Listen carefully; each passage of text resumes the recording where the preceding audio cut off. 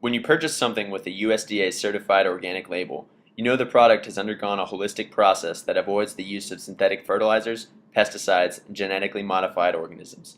This is done in an effort to minimize pollution and optimize the health and longevity of interdependent ecosystems.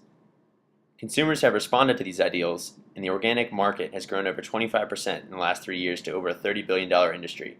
Food corporations have been driven by this demand to produce and distribute organic foods on a mass scale. Because of the strict limitations on fertilizers used in organic systems, it is important to analyze the agroecological effectiveness of their use in modern-day agriculture.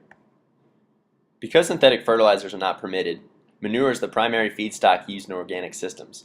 With cows producing about 148 pounds of manure daily and horses creating roughly 80 pounds, manure is not short in supply.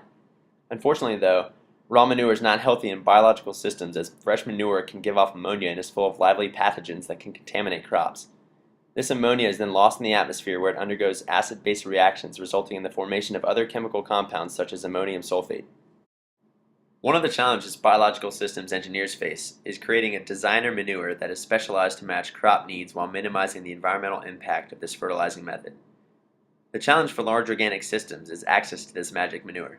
It is scarce to the point where one local Virginia producer has had to import designer manure from Europe. For organic agriculture to be sustainable, this demand for usable manure must be met. Even designer manure has its drawbacks, though.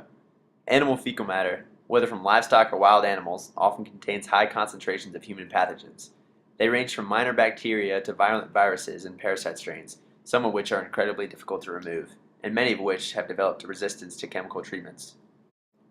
Though this applies mainly to improperly contained or treated waste, contamination can occur through a variety of mediums.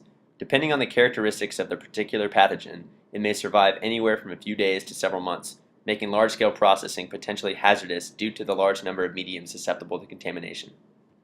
One particularly harmful pathogen is E. coli. Recent evidence suggests that virulent strains of E. coli develop in the digestive tract of cattle that are fed with starchy grains. Those fed with hay and grass on organic farms, however, produce less than 1% of the E. coli found in the feces of those fed with grain. Thus, manure from organically raised cows makes better fertilizer because it reduces the amount of process engineering to be done. There are many additional factors, besides the aforementioned, that come into play in organically designed systems.